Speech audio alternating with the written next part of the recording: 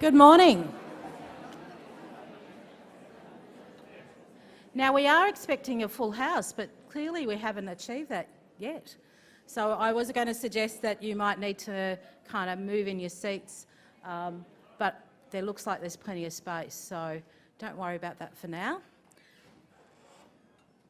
So I think we'll start. So good morning. For those who don't know me, my name is Cathy Humphrey and I'm the CEO of Sacred Heart Mission and also Chair of the Council of Homeless Persons, Victoria's peak body for homelessness. And I'm delighted to welcome you here this morning. I'll begin by recognising the Wurundjeri and Boonwurrung people of the Kulin Nation, who are the traditional custodians of the land on which we are meeting today. And I pay my respects to their elders, past and present, as well as the many elders and other members of the Aboriginal community who may be with us today. I acknowledge that this land was never ceded. Welcome everyone to the 2019 Victorian Homelessness Conference, Shaping the Future Together. I thank all of you for taking the time out of your busy lives to come and support the CHP conference. I know that many of you have travelled to be here from out of Melbourne, from far right across Victoria, from interstate, and a special welcome to our Canadian guests. Our keynote speakers, Melanie Redmond, co-founder and president and CEO of Away Home, and Dr Stephen Gaetz, president and CEO of Canadian Observatory on Homelessness. Also welcome to Stephen and Melanie's colleague, Amanda Buchanina, who is the Policy and Planning Coordinator, and sorry if I've got your surname wrong, you'll correct us later on, and Away Home. I'm also delighted to shortly welcome the Hon Richard Wynne, the Minister for Planning, Minister for Housing and Minister for Multicultural Affairs, from whom we will be privileged to hear from this morning. I welcome you all to the conference. It's exciting to have so many people here for the next 2 days, and fantastic to have so many people as part of the conference who've had the lived experience of homelessness. We'll be using the hashtag VHC2019, and I encourage you to join in and, through using it, help those who can't be here today to share in the discussion alongside us to shape the future. I also hope that you've downloaded the conference app. To do so, just download the Eventium app and then tap on Start and enter VHC2019. It's an easy way to access and plan your course through the conference program. We'll also be doing a live poll and taking questions via the app throughout the plenary sessions in the conference. To vote in a poll, go to the interactive session icon on the app, choose the session you want, and then go to the voting tab and select your response. Tab the submit arrow to cast your response. Now we're going to do a practice question now and find out what you're looking forward to at the conference. So please go to the opening plenary session and answer your first poll question.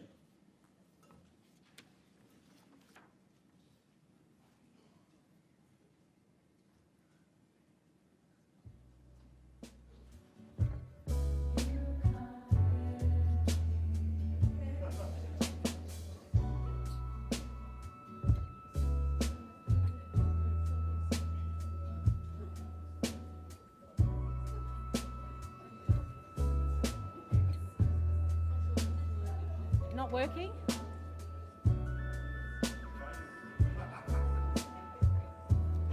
Hello? Good.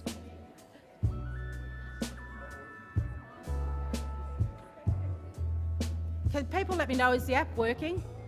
No. All right. So this is where you go back to the old-fashioned method, maybe through a show of hands.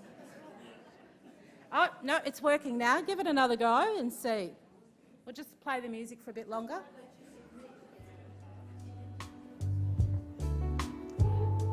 For people coming in, there's plenty of seats over the other side here. Please feel free to walk in front of the stage. I won't be offended.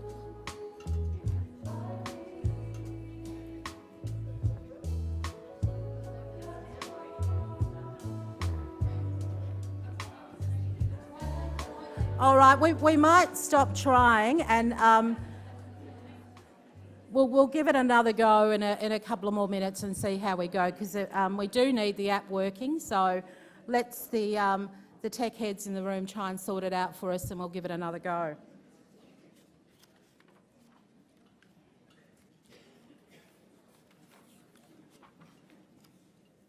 So the app should also enable you to ask questions for the speakers via the Ask tab. So once we get it going, you should be able to utilise that. Oh, it did work. Yay. Oh, it's changing.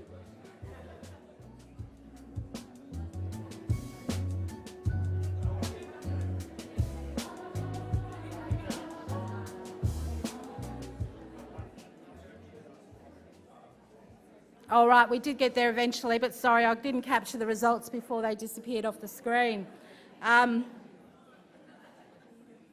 So please use the app during the conference, and as I said before, you can ask questions during the sessions, and we'll try to get to many questions as we can, and we'll be also taking questions from the floor.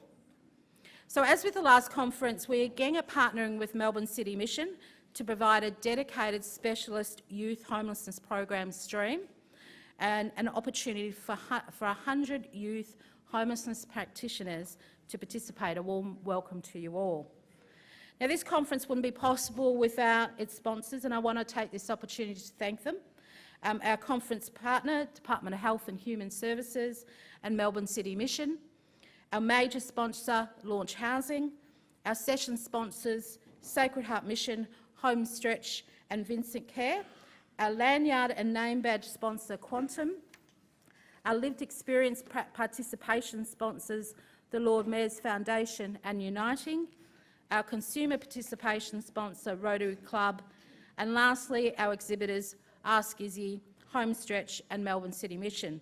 Please do visit the exhibition tables in the breaks to find out more about the wonderful work of Council of Homeless Persons and the sector's campaign to achieve change, Everybody's Home campaign and the Homestretch campaign. Now, we're very pleased again to have Uncle Colin Hunter with us today to provide the welcome to country.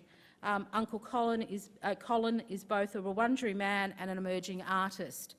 Colin was here with us 2 years ago, and it's great to have him back to provide us with the welcome to country. Colin, is he here?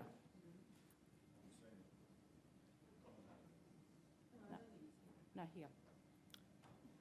I apologise, Colin is not in the room. So, I know a gentleman that is in the room, and I can see him in the front row, so I shall. It's a delight again to welcome to the CHP conference a long-standing friend of our sector, the Honourable Richard Wynne, our Minister for Housing, Planning and Multicultural Affairs. Minister Wynne knows us and he knows our sector. He started professional life working in the community sector coalface. He's been our minister before, and he knows about our evidence-based practices. In fact, he was an early instigator of housing first practices in our sector and central to the development of Elizabeth Street Common Ground and Sacred Heart Mission's first Journey to Social Inclusion program. I also want to congratulate the Minister on his recent 20-year anniversary of being elected to Parliament. It's a significant achievement. We're glad he's back, and we're glad to be able to welcoming him this morning to open our conference and let us know what's on his mind. Please join me in welcoming Minister Richard Wynne.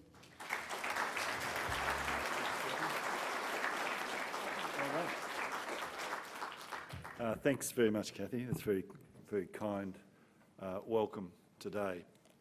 Can I also, as is our tradition, acknowledge the first people and traditional owners of this land, the Wurundjeri people and the Bunurong people of the Kulin Nations. As always, we pay our respects to elders past, present and emerging, and all elders from other communities who may be here today, representatives, of course, as we know, of the world's longest continuing culture. So, Kathy, thanks. I think it's always very exciting to be here really amongst friends. I was just commenting to Sarah that it's a bit like old home week really for me to be coming back again, and I'm really thrilled to have been given the opportunity to again be your Minister for Housing, but also Planning and Multicultural Affairs, as you indicate. And the synergies, particularly between planning and housing, are really very significant and offer, I think, some great opportunities for us over the next 3 years. We're almost up to our first anniversary since the November election last year. To you, Jenny, Chief Executive Officer, and just a powerhouse for advocacy for homelessness. Thank you for everything that you do for us, and thank you for keeping me on the straight and narrow. As you know, Jenny's office is about a couple of 100 metres from my office, and she often spends quality time marching up and down the street to advise me of where I ought to straighten things up a bit. But that's all good. So I'm delighted to be with you as well. To Melanie and Stephen, thank you so much for coming such a long way from Canada. The jet lag, I think, has almost resolved itself, and I know that the audience here today are thrilled that you've made the time to come and be with us. And as you said outside, I mean, it's an exchange. I mean, it's a dialogue, and it's an opportunity for us to really learn from each other. And guys, we're here as well, and I'm feeling completely overwhelmed here. I've got every guru in town looking at me. So, but nonetheless, I am pleased to be here today to officially open the 2019 Victorian Homelessness Conference. Before I get to the formal bit of the speech, I wanted to obviously continue to recognise the fantastic work that the Council for Homeless Persons does, and indeed events like this are really important because whilst no one wanted to vote for the catering on your app, lots of people wanted to use the opportunity not only to be part of the conversation and a discourse more generally, but to actually network with each other, because this is a full house today. Jenny tells me 400, I think, people are going to be here over the next 2 days. So it really is, I think, a unique opportunity for us to obviously get to know each other, but also to learn from each other about different approaches that people are making. Because your mission to end homelessness has always been through a robust, evidence-based research, policy and practice. And really through your commitment to building the capacity and strengthening the resolve of organisations across the homelessness and broader housing sector. And of course, through that great spirit of collaboration is well known and highly respected. So to you, Jenny, and to the Council, thank you so much for everything that you do for us. So today I wanted to talk to you about the issues and challenges you know only too well in working with people experiencing homelessness to find secure and stable housing. I want to talk to you about some of the innovative ways in which the Victorian Government is responding, and I want to talk to you about the theme of this conference, shaping the future, and how we can work together to shape that future. Let me take you back. I'm going to take you back to 1997, when the Kennett government introduced the foundations of the homeless service system as we know it today. Back in 1997, Melbourne's population stood at 3 million. Median rent for a private rental property was $153 per week. The median house price was around $142,000, and average weekly earnings were about $587 per week, or approximately $30,500 per annum. Let's fast forward to 2019, and the landscape has dramatically changed. The city's population now stands at 5 million. That's around 2 million more residents in just over 20 years. And we are now on course to overtake Sydney as the nation's largest city by 2030. The median rent is up by around 160%. The median house price by close to 300%, and average weekly earnings have more than doubled. In just over 20 years, a home at the median house price in Melbourne has risen from approximately 4.5 times to 10 times the value of average annual earnings. And a median priced rental, rental property sees people on average weekly earnings paying more than 30% of their income towards their housing, a widely recognised definition, as we all know, of rental stress. The upshot of all this is that this is the most difficult for people to find safe, suitable and affordable housing, I would submit, that we've confronted literally in decades.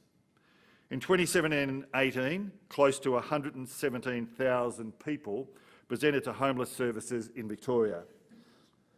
That is around 1 in every 54 Victorians accessing a homeless service last year, a stark statistic. And that is a 26% increase since 2012-13. Many of these people, as I'm sure you all know, have additional needs. Women and children escaping domestic violence, people exiting prison, or young people exiting care, and of course people with mental health issues. Inadequate Commonwealth income support is making an already difficult situation even worse. As you all know, in trying to secure housing for people, only 5.6% of new rentals in Melbourne are affordable for households on Commonwealth income support. And there are even fewer properties available for low-income singles, with less than 1% of one-bedroom properties in Melbourne affordable to single people on New Start allowance. Increasing New Start to bring people out of poverty is fundamental to beginning to address homelessness in our community. Yes, indeed. Yes, indeed. I mean, look, frankly, it's a self-evident truth, is it not? You simply, as a young person, cannot survive on New Start. You saw data. I've gone right off the speech here now. It doesn't matter. You saw reports in the newspapers over the weekend about people who are foregoing food, people who do not have enough money to eat. Is this a civilised country or not? That's got to be the question, isn't it? And New Start and the dignity of having a decent social safety net is absolutely fundamental. And I think it's incumbent upon all of us. Yes, I'm a state politician, but to call this stuff out. We have to call it out and say it's just not good enough. And I know there is widespread support across the sector, and I think a growing acknowledgement by the community more generally that this is completely unacceptable in a civilised and a civil society such as the one that we have the opportunity to be a part of. Let me go on. The demand for homeless services. More people are seeking assistance than ever before. With fewer financial resources, a homeless service system is also having to respond to clients with more acute and complex needs. Homelessness is often just one of a complex and interrelated bundle of issues people are facing, and we know, of course, family violence, mental health, justice and child protection matters, to name but a few. And despite these challenges, you have all stepped up over the years, creating new ways of working, developed partnerships and networks, and worked around the funded service model to respond to the increasing demand of homeless services across the state.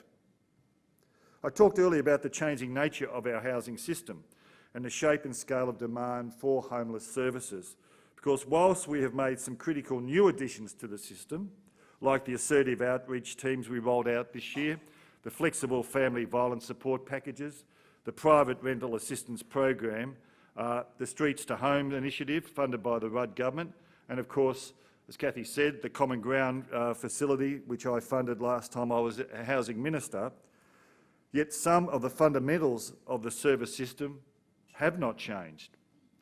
For people, and there are people in this room who've been with me through this journey for a long time and do have long memories, will remember the Transitional Housing Management Program, THM, was already up and running in 1997. The THM program was designed to provide short-term housing assistance to people at risk of or experiencing homelessness and support them into longer-term housing. At the time, THM was something of a first. It was the first program to split roles and responsibilities with a specialist tenancy and property manager and a separate support provider providing case management support, both working together to help a person get a roof over their heads and get their specific needs addressed, as well as helping them transition, obviously, into longer-term housing. This approach marked a significant change to the homeless service system.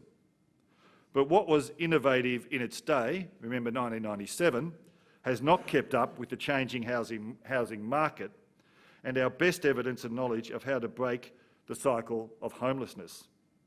The THM program is funded under last century's settings, responding to an issue that has intensified dramatically over the past 2 decades.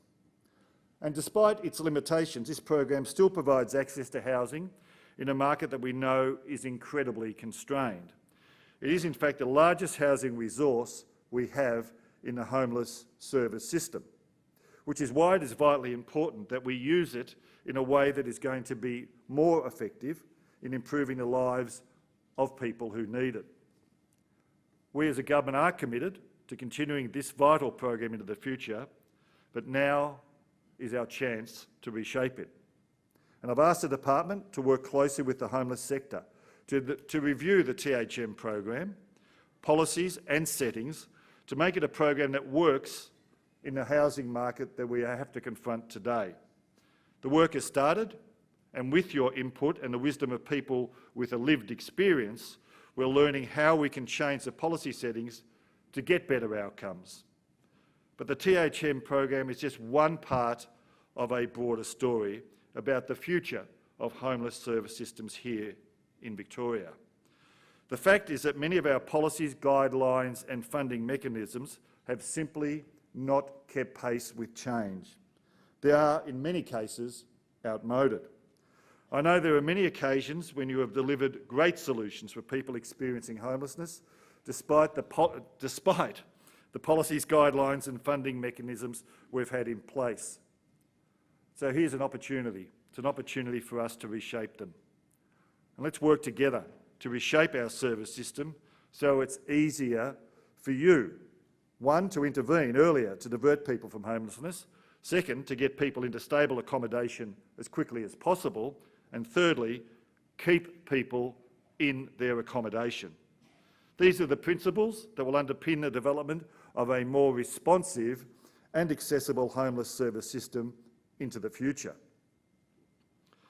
I think the good news is that we have some excellent examples of flexible service delivery and the success stories that we will hear obviously over the next couple of days. Importantly, we've also got good examples of how to design and fund services to make delivering flexible and responsive services easier.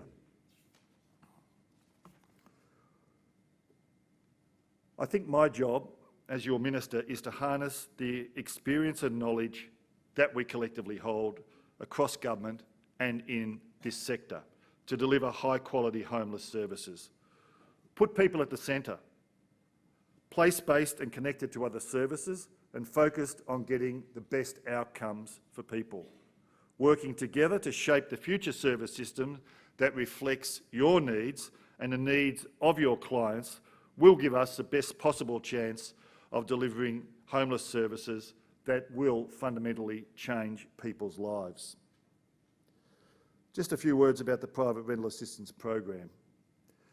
This program is another example of a new program designed for the current housing realities. It is based on the principles of preventing homelessness before it starts and ending it as quickly as possible. The government initially committed $16 million to the private rental assistance program as part of the Family Violence Housing Blitz, with a further $33.2 million invested over 2 years to help people secure and maintain accommodation in the private rental market. And there's no doubt that this is changing people's lives. We had just one small vignette. Last year, a 42-year-old woman and her young daughter were forced to leave their home in a hurry due to family violence. She received financial support through the program to help cover the costs of rent, bond and removalists. This woman said the feeling of having a safe and secure place to live means everything. She said, and I quote, "Housing is a primal need, and especially as a parent, you want to provide a safe home for your child." Through PRAP, she's been able to access private rental housing, and she now has a place she and her daughter can call home, and her daughter has re-engaged in school. Programs like PRAP allow us to intervene earlier and help people keep their existing housing, or exit homelessness quickly into private rental housing through tailored assistance. In 2017-18, the program enabled 6,000 households to obtain and sustain tenancies in the private rental market. By any measure, this is a real success story, which is why I'm delighted to announce that as part of the continuation of the program funded in this year's budget, there will be an additional 21 private rental broker positions created across the state. And we'll also introduce a new initiative, PRAP Plus, which was developed following feedback from people in this room.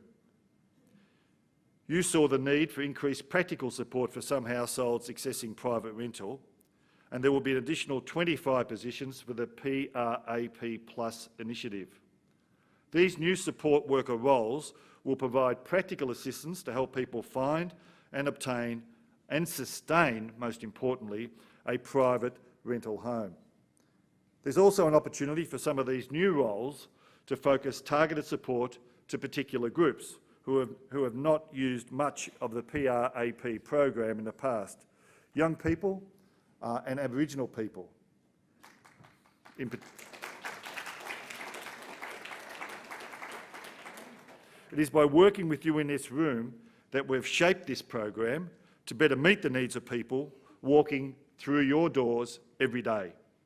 And over the coming weeks, departmental officers will liaise with the agencies delivering PRAP, and Sherry will be leading that work, to discuss how we'll roll out the additional private rental brokers and the new PRAP Plus initiative.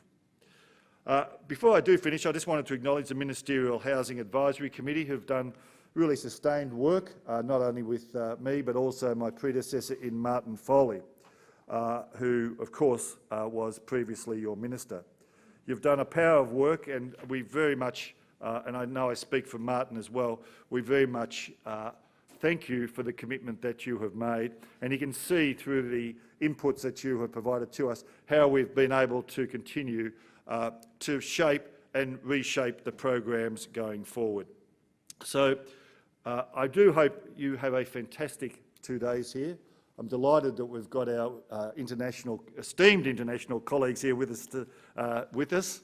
No pressure. And I think this is really a fantastic opportunity for us to learn from each other. There is no more important issue for me as the Minister for Housing than to be really informed by you, because homelessness is an absolutely critical and challenging issue for our government. Thank you so much.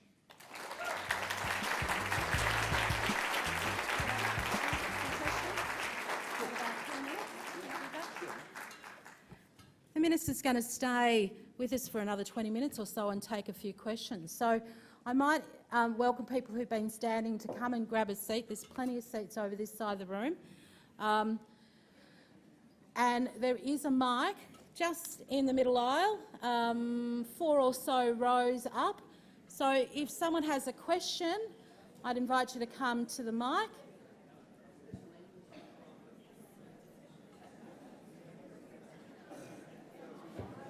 Everyone, have any questions? Good. The focus is good.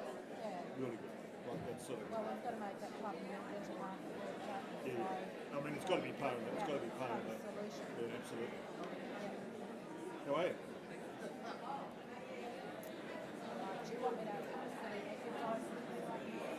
Oh, no, someone will pick them up. All right, so have we got a question? Jenny Smith might start us off with something. Yeah, what do you got?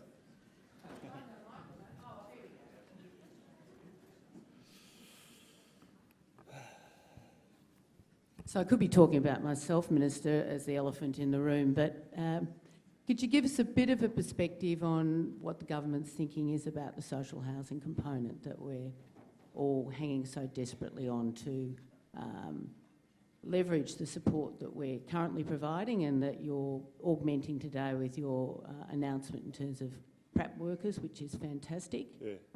But, you know, obviously we're really struggling without exit points for people. So, really struggling with? Finding homes. Oh, finding, yeah, indeed. Just a technical bit. You fell away at the end there. So Sarah Tui has sworn me off talking at all about some of the negotiations we're having around some of the social housing contractual arrangements that a number of you are engaged in, so I'll steer clear of that. Obviously, our commitment, the 209 million that we committed for the 1,000 houses is a start, and I'm somewhat constrained, Jenny, in what I can say, but someone had to ask. But look,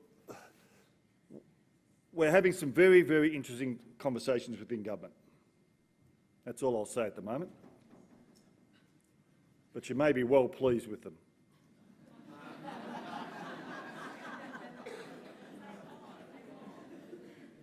It's as far as I can go. No, they'll kill me.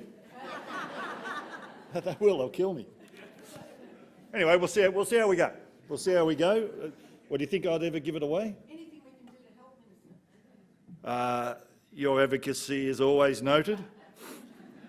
Always noted. Stay away from my office, will you? Goodness sake. People think you're stalking me. Now, we do have a roving mic. Damien over here's got, so anyone over this side who has a question, put your hand up. We've got, yep, so there's a mic just there. If you can you get to that? Yep, you get across there.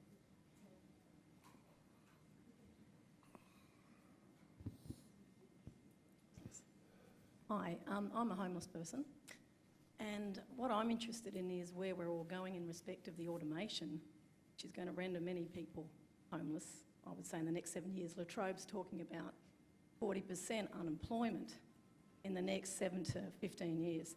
So what I'm interested in is in respect of housing. Have you considered eco-villages so that we're on the one hand, you know, in harmony with the natural systems? We also become empowered. We live in community. We're no longer called homeless people.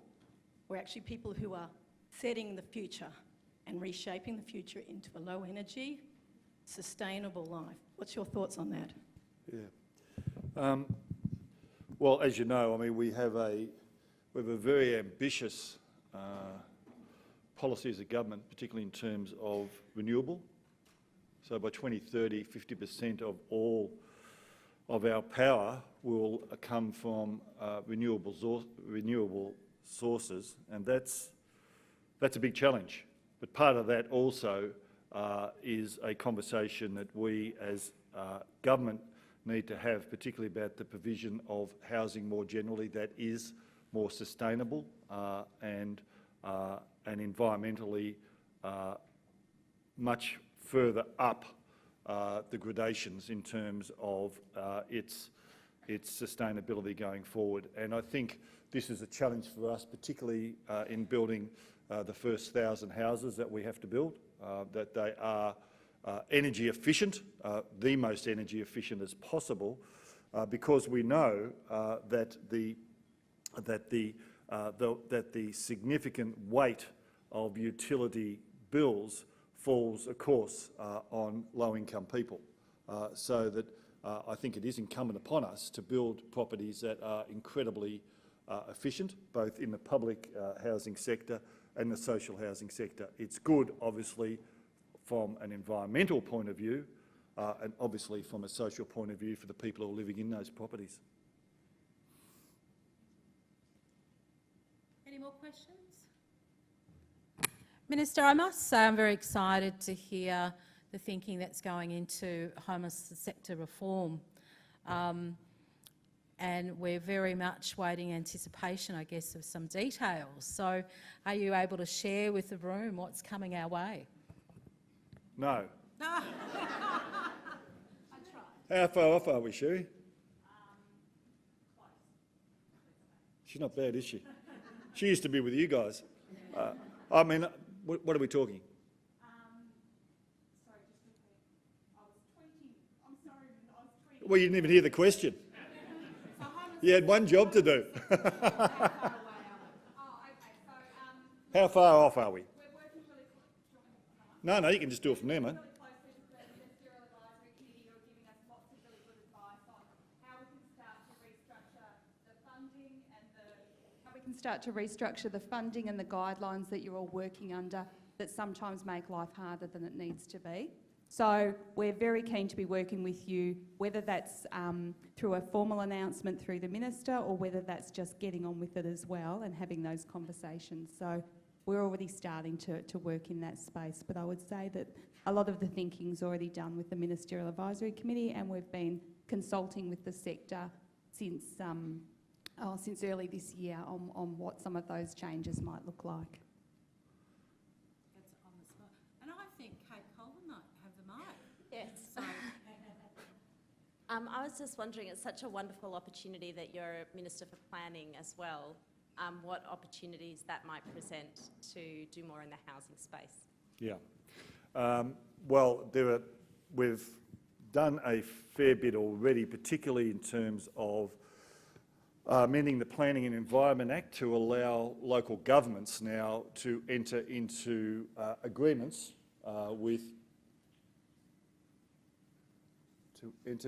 sorry. He's over there. Is this?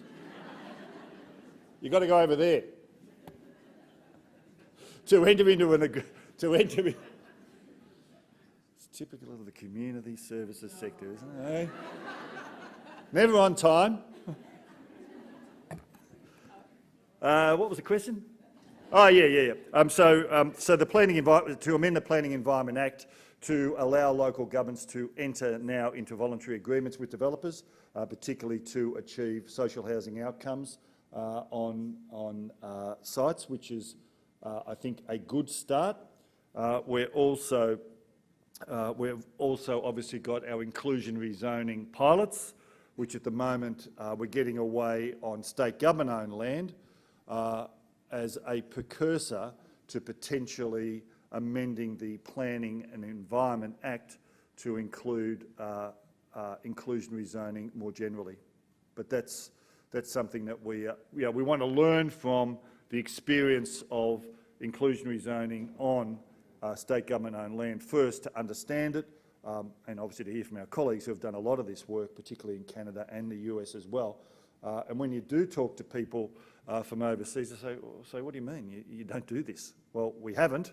It's not been a part of the landscape of housing in this country, and in many respects Victoria is actually leading the way in looking at this. But we are way behind. We're way behind the US and we're way behind Canada in particular in relation to what is a very powerful tool that is available to government. This one.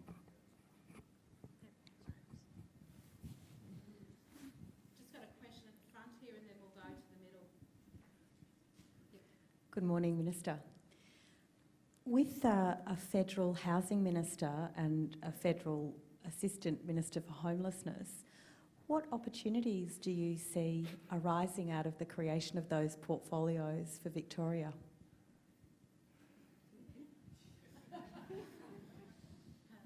I'm just working on it. We are, no, seriously, we're obviously pleased that there is, we've got a government and we will work with this federal government. We are pleased that they did not, in their previous iteration, have a Minister for Housing, as you're well aware. So we think that's an important sign that housing is on their agenda, and obviously homelessness as well. So in that respect, we acknowledge that.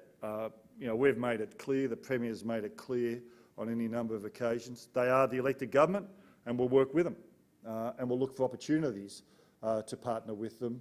I expect to have some. Whilst we had correspondence and so forth back and forth with the relevant ministers, we're looking forward to having some face-to-face conversations in the next few weeks. So yes, it's an opportunity. Minister, I have a lived experience of homelessness, so I was one of the people here that had the opportunity to come to this wonderful event. I was just wanting to know about consultation with people that have a lived experience with government. What kind of consultation is government currently having with people that have a lived experience? Well, I'm going to ask Sherry to answer that question in further detail, but I wanted to firstly thank you for being here today, and thank you for giving us your first-hand experience of homelessness. I think it's incredibly important that you are here, and I thank you for being a part of these deliberations over the next 2 days. I think more generally, government does struggle to really reach out in a way that connects meaningfully with people, and I think that's one of the great challenges for me. I obviously spend a lot of time out there in the community. I spend a lot of time talking to community organisations and indeed people like yourself, and obviously my part of the world, the inner city of Fitzroy, Collingwood and Richmond and so forth, are areas that are obviously very well known for people who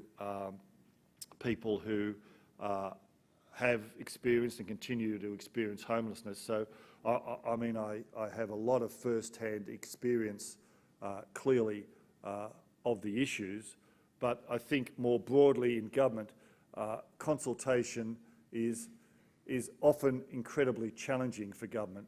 But I'm open to any new ideas that people might have about how we can continue to engage and better engage. But I'll ask Sherry just to round that out. Sure. So the Minister gave us in the department a very clear mandate that we must be consulting with people with a lived experience in any decision making about future directions of homelessness service system. So that was a very clear direction that we have heard loud and clear.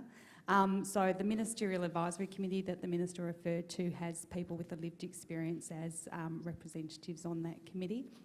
Also, the Minister spoke in his speech about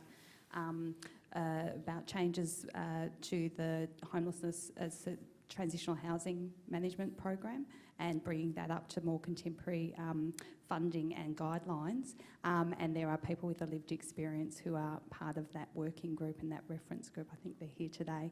And also, when we've been out for the some of this year talking to the homelessness service system about future directions and where the funding and the guidelines and the parameters should be to make our programs easier to deliver high quality outcomes. And we've had sessions there with people with a lived experience as well, just trying to really understand how the service system is working on the ground. So there's been a variety of ways that that we have been involving people with a lived experience, but absolutely, as the Minister said, we're always open to hearing better ways and different ways to be engaging with people with a lived experience. But just to assure you, the Minister gave a very clear direction to us, and we have taken that very seriously in how we're engaging with people with a lived experience. Is that it? Okay, thanks very much for having me. Enjoy the next 2 days. Thanks so much. See you on Thursday.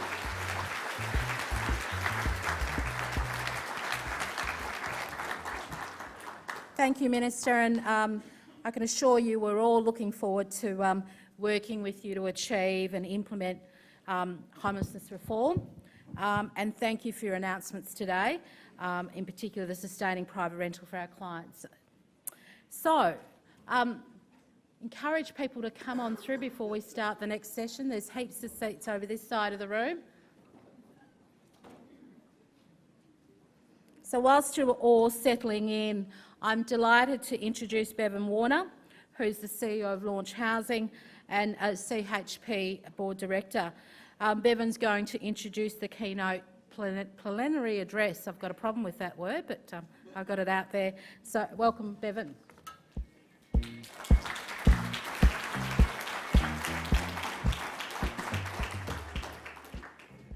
Thanks, Kathy, and welcome everybody. I'm really pleased to be here at my first Victorian Homelessness Conference. I joined Launch Housing as its CEO a little over 13 months ago, and pleased also to serve as a board member on the Council to Homeless Persons. I'm also sort of cutting my teeth in being a board member of the Australian Advocacy to end the Australian Alliance to End Homelessness, which is, amongst other things, championing a functional zero approach to dealing with street homelessness, and I'm on the board of the Foyer Federation, which is championing the extension of our Education First Youth Foyers so that we have more of them around the country. I want to begin by acknowledging that we meet on the land of the Wurundjeri people of the Kulin Nation. Pay my respects to elders past, present and emerging. I want to acknowledge that this land was never ceded or freely given, and that the practical effect of dispossession, as well as the cultural ramifications that are reverberating today, resulting in disproportionate impact on homelessness for our Indigenous peoples. I don't have any housekeeping announcements, so I'm happy to sort of just get into the session. As we've just heard from Minister Wynne, Victoria has some real challenges and opportunities ahead of it before it can begin to reverse the rising rate of homelessness that we're all witnessing. He mentioned a number of challenges and went back in time to talk about population growth, a rise in rental stress, an overheated housing market, the rise in income inequality and its implications for the necessities of life, including having or not having a home. So we thank the Minister for his leadership and his commitment, and of course his announcement about an expansion of the private rental assistance program today, including its new support workers and I assume brokerage to prevent and pull people out of homelessness as quickly as possible. He invited us to think about shaping the future and putting people at the centre of policy and service design in place-based approaches, and I think the room would be endorsing that approach. Many of us here gathered in this room are already working on or in and around the edge of housing and the homelessness service system here in Victoria, and others are joining us from around Australia and elsewhere. We've all come to learn, to reassess and to recommit to the best approaches for our current time and our current context. I think we all want to end homelessness, not to treat it as some natural byproduct of a first world economy or some foregone inevitability that we have to accept. At an event like today, I think it's important to remind ourselves that homelessness is not an identity. It is closely associated with financial distress and trauma, and it doesn't discriminate. We already know a lot about housing and rental markets and the structural factors in our economy that are making this problem worse. And we know that our social safety net has some big holes in it, and most importantly, we know you can't end homelessness without more homes. Unfortunately, being without a home is an experience that too many people are going through, and it's lasting too long for too many. So why look to Canada? As the program highlights, Canada shares many similarities with Australia, including its colonial history, government, persistence of discrimination experienced by First Peoples and its geographic size. Canada has also had a similar increase in homelessness to Australia following a long decline in federal investment in social housing, alongside decreased affordability in private rental. Our keynote speaker, Dr Stephen Gaetz, will share how Canada has responded to its growing homelessness problem and describe the impact of its 2017 National Housing Strategy, A Place to Call Home, and its more recent 2019 National Homelessness Strategy. I had the pleasure of meeting Stephen last night, and I'm sure we will hear about his call to action and the importance of national leadership in a federated nation. Stephen is a professor at York University, Toronto. He's also the president of the Canadian Observatory on Homelessness and the scientific director of the Youth Homelessness Social Innovation Lab. His program of research has been defined by his desire to make research matter so that it has an impact on policy and practice. He oversees the Homeless Hub, where he's pioneered efforts to bring together researchers, practitioners, policymakers and people with lived experience of homelessness together to achieve real solutions to homelessness. And in 2017, he was awarded the Order of Canada. After Stephen's address, we will hear from our own Professor Guy Johnson, who will draw some connections for us on what might be possible in Australia before we open the conversation up to the audience for questions from the floor. Professor Johnson leads the Unison Housing Research Program at RMIT, an industry-led partnership that aims to address housing insecurity and homelessness in a way that looks at existing failings in the housing system and preventative measures to alleviate disadvantage. Prior to his appointment, Guy was the director of the Centre for Applied Social Research, also at RMIT. So it now gives me great pleasure to invite Professor Stephen Gaetz to address us.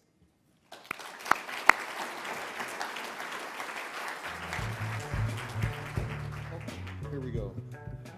Thank you so much. It's very exciting to be here. I guess you have to say that when you're keynote, right? But anyway, thank you. I'm going to, as the title says, I'm going to talk about what we're doing in Canada. We're making some interesting progress in some areas, and in other areas we're not. And so we'll talk about that. Now, often when you have somebody come from another country, it's like, well, what do they have to tell us that's interesting? I actually think that international engagement is crucial when you're dealing with complex, wicked problems like homelessness. And in fact, for me, the biggest paradigm shifts that I've ever had around how to think about the problem and what to do have come through international engagement. And one of the biggest places of inspiration for me has been Australia, particularly around youth homelessness, around dealing with young people in general. And so that kind of inspiration has had a profound impact on me. Also like the focus on prevention, which in North America, and I'll be talking about it later, prevention is a dirty word when you talk about homelessness. But here, going back to the 90s when your youth homelessness problem started to emerge, you know, the thinking was, well, it doesn't make a lot of sense to build shelters for young people. Maybe, what if we tried preventing it in the first place? So very excited. Now, you mentioned there's a lot in common. This is Canada, 37 million people, history of colonialism and racism with Indigenous people. Our dollar is almost on par. It's a little higher than yours. So as Melanie said yesterday, that means a tenner is actually an 11er here. So the other interesting thing in Canada is we have 3 orders of government, just as you do. But the federal government plays a big leadership role. But constitutionally, the provincial governments and territorial governments have responsibility for key things in the world of homelessness: healthcare, education, child protection, and shared responsibility around housing and other things. So this complicates how we can do things in Canada, because you can have an activist federal government, and then you can have a provincial government that is the opposite, and that's kind of where we're stuck in Canada this week. It could get a lot worse by next week, because that's when our federal election is going to be. So, let's see, whoops.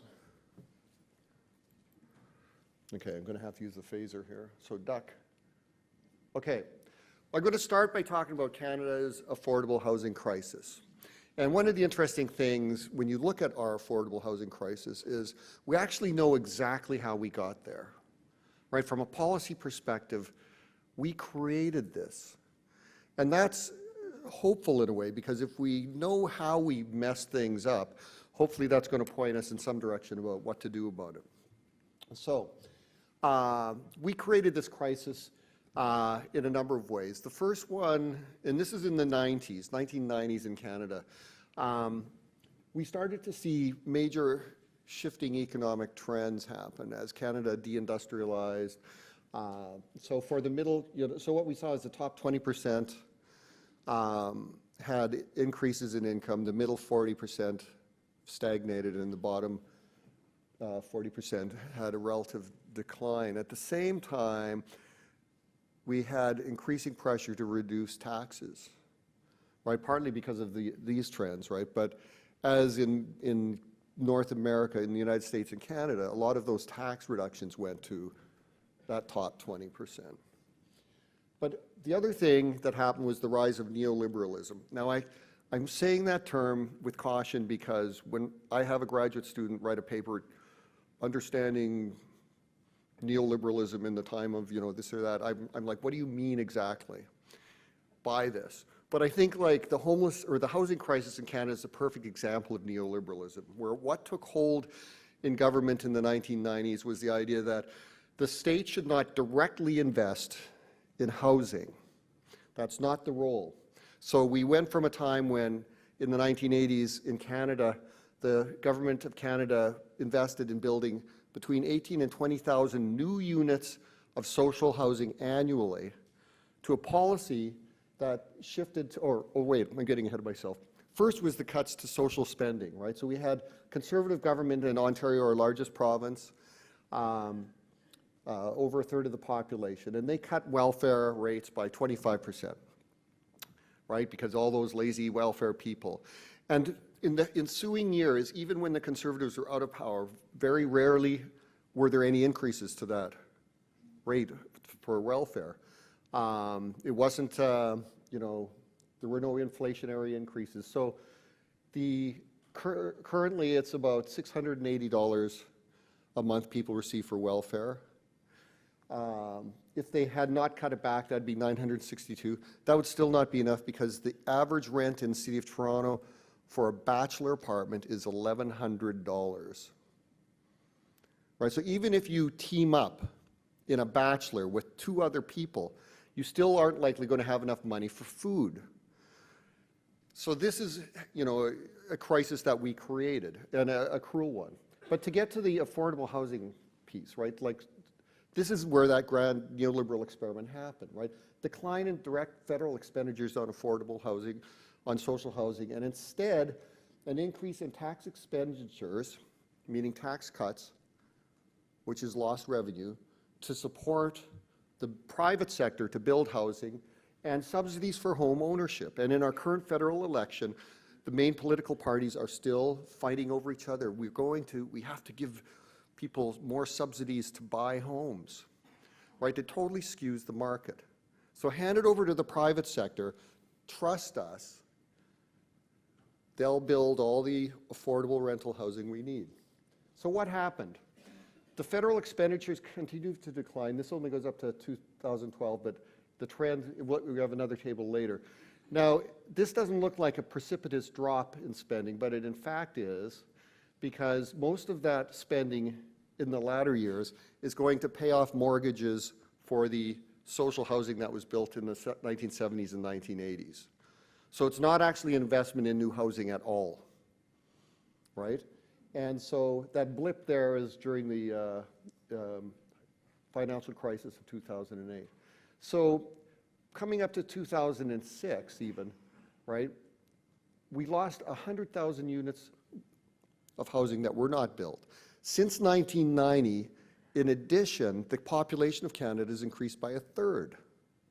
So it's not just a case of, well, we didn't add new houses. We have a bigger population, lower income, and a greater need for housing. Here's another thing that happened. So the private sector has been incentivized to build housing. If you look in 1990, the early 1990s, there's kind of a three-way split between freehold housing, like suburban houses, condominiums, and rental housing. But very quickly, through the period, you can see that the investment in rental housing has continued to decline. And this in spite of other incentives for the private sector, like getting rid of rent control. You know, if we get rid of rent control, all the dollars are going to flow into building rental housing. It's like, actually no, because it's a different kind of investment, right? Building houses and condos in Canada, there's a 27% profit margin. Like, that's incredible. That's better than dealing drugs. So, I don't know that's true. Other things that have happened, other things that have happened as well is that we've had the rise of short-term rentals that have taken rental housing stock off the market, right? And that's happening in countries all around the world. Different regions try to deal with it in different ways, but it has an impact. The next thing, though, is really a scary one. And this is the financialization of the housing market. And what this means is that, and this started like really going up in 2008, 2009, you have all this capital parked and people are like, what are we going to invest in? The economy tanked in North America, what should we invest in? And so they thought, oh, the housing market collapsed in the United States, why don't we buy up the housing from the banks and just hold on to it, right? We're not property managers, we're investors. So buy up housing, buy up housing, buy up housing. And what you've had is a steep rise in the percentage of, or the amount of investment in this area that's continuing. A lot of this housing that is held through the financialization of the housing market is not for rent. They're just holding on to it. So we have these market pressures that are contributing not only to a lack of new housing, but are pulling existing housing out of the market. So the outcome of all of this, so this all started in the 1990s and it's now 2019, and so my math says that's almost 30 years. What are the outcomes? Well, the results of the experiment are in. This is a disaster, right? It's had a disastrous effect. It didn't work. We've had, a huge increase in the percentage of low-income Canadians who are in what we call extreme housing need, meaning that they're spending more than 50% of their income on housing. And that matters if you're low income. It doesn't matter if you're earning $500,000, because you still have $250,000 left for frivolous things like food, But that's a big issue, right? And in the big cities in Canada, it's worse. We have a social housing wait list. We were at a conference, Cam Parsons was saying that the social housing wait list in Australia is about 140,000. In Toronto, it's 110,000 for one city. 110,000 people on social housing wait list. And all of this, of course, contributes to homelessness. So with the result of that failed experiment, we have to come to a realization in Canada, but I would say also in Australia, that there is no private sector solution to meeting the demand for affordable rental housing. There is no private sector solution. We need our governments to get back in the business of investing in social housing. And so the Canadian response to the housing crisis. So we pulled up back, we retreated from investing in social housing. We had a new government elected. They announced Place to Call Home, our first national housing strategy, and offered a significant investment, $40 billion over 10 years.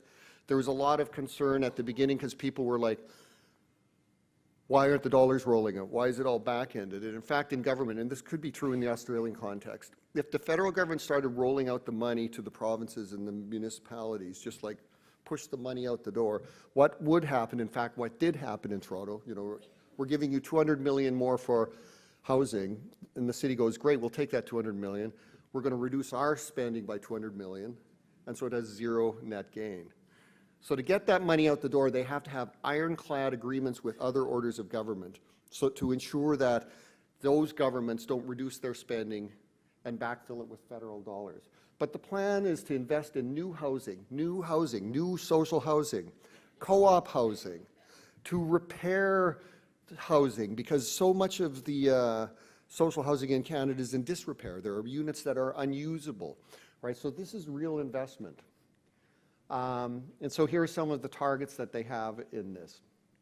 Now, that chart I showed you before, here's a continuation, and there's been some criticism by people that the orange is like the new investment, saying, well, it's not really that much more than what we were doing before, but what you have to recognize is the yellow bars, again, that's all just wrapping up mortgages for existing social housing.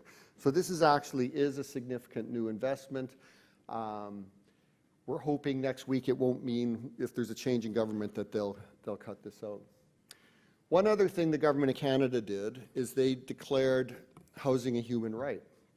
And this was very fraught to be able to do this. The pushback from all kinds of people, including organizations that you would be surprised would be against it, was quite considerable. So there was compromises in doing this bill, but it did come up with some key changes. And here is a critique offered by Jeff Morrison, who's the president of Canadian Housing and Renewal Association. So it does set out a new roadmap for federal housing policy, and it requires the government to maintain a national housing strategy, right? So that future governments cannot cancel that investment. They cannot cancel it. New accountability mechanisms. They're going to have a National Housing Council and a federal housing advocate. But some of the things it doesn't do, right? They weren't able to create an enforceable individual right to housing. So it's more a collective right. So it's not a justiciable right to housing. It's not that I can sue the government personally, right? But we're hoping we'll get there sometime. It also doesn't apply to provincial or territorial, indigenous, or municipal jurisdictions.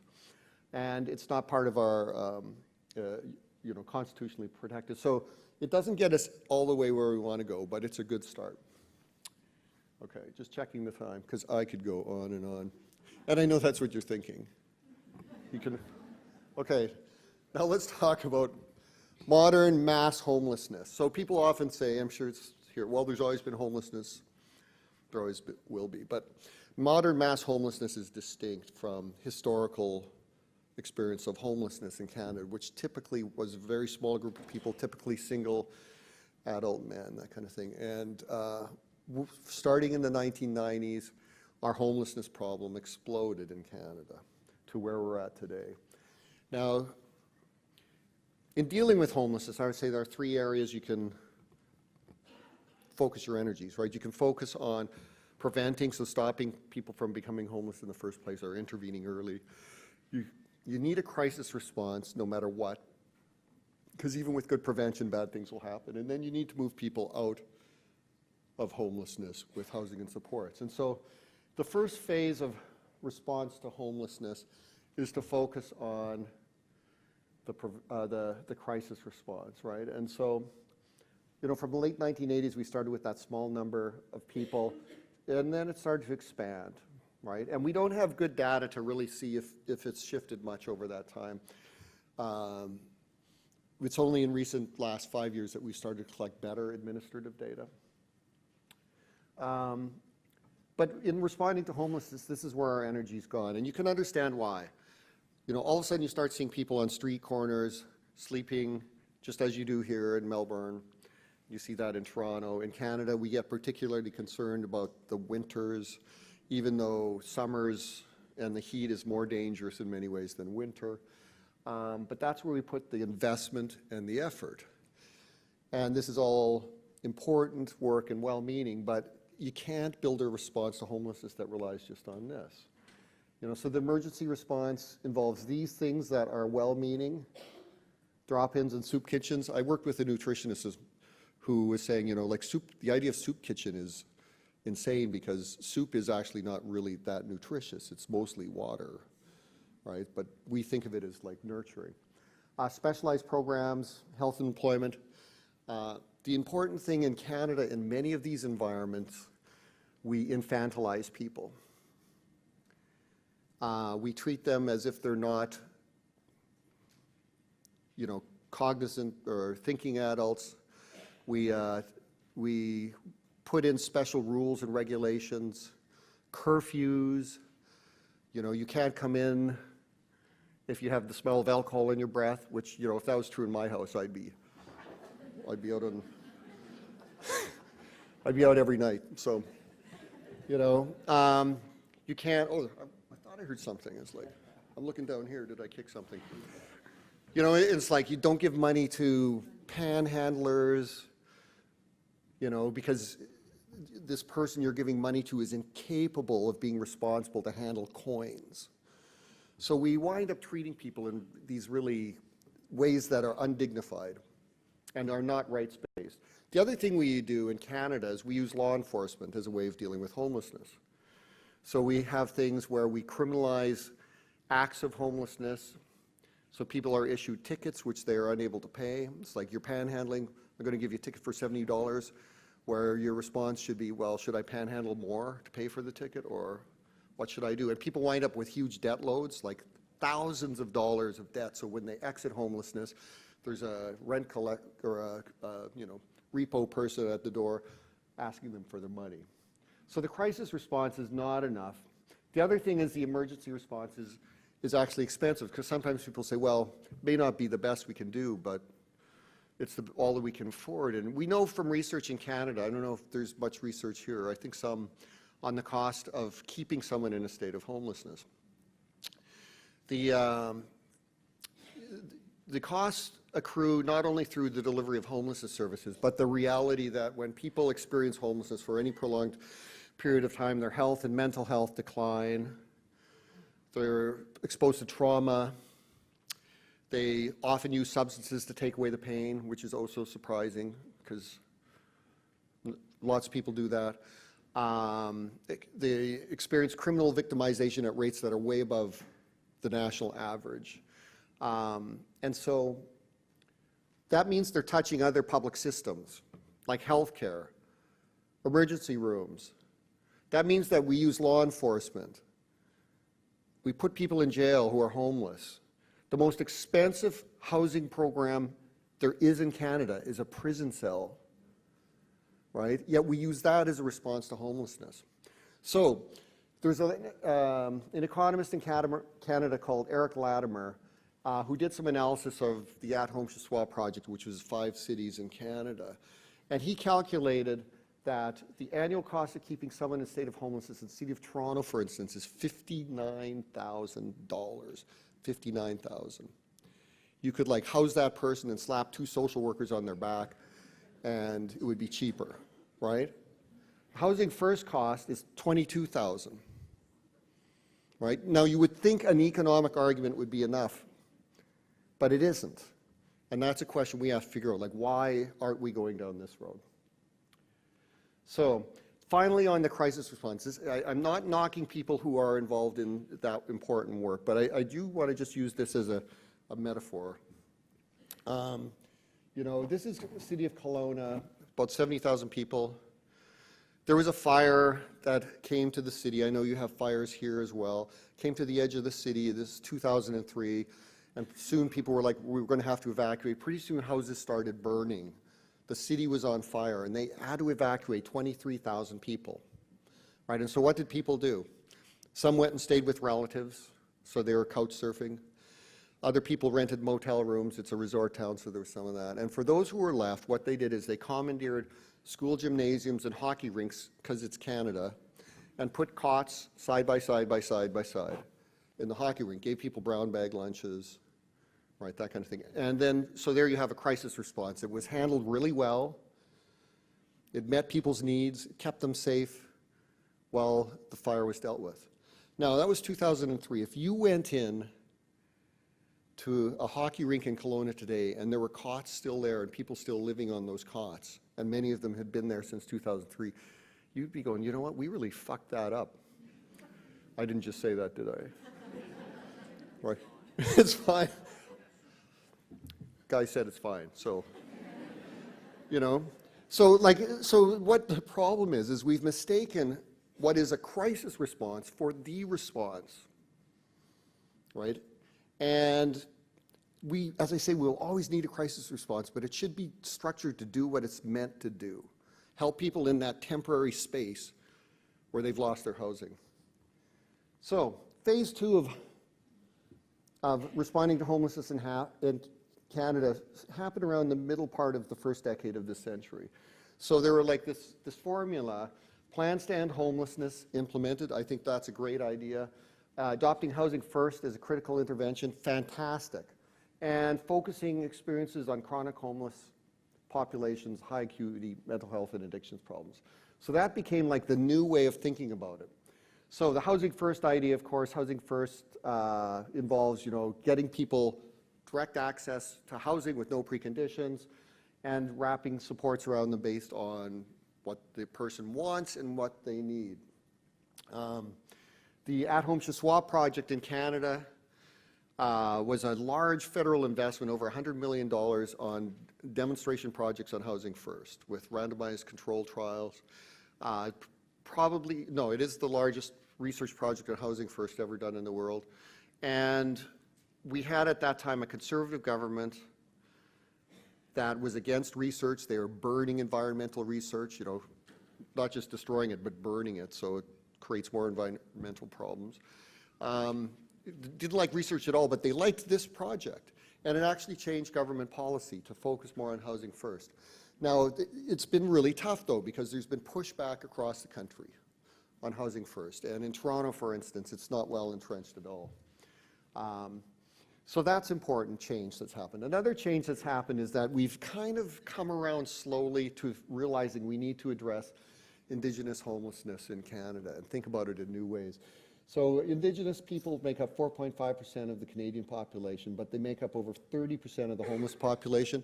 They make up over 50%, I believe, of prison population and are overrepresented in child protection as well. And this is a table that shows in different cities in Canada. As you go farther west in Canada and farther north, the percentage of homeless population Indigenous goes up. And this is about colonialism and its legacy, and I know there's a lot of common history here, right? Canada is still a very racist country. We like to, because we're next to the US, we're like, at least we're not like those Americans, but actually we are. And so we did things like residential schools, which I believe you had a similar thing here, where we basically wrenched children from their families, put them in schools where they're forced to not speak their language, to basically exterminate the culture, right? And that's created generations of problems.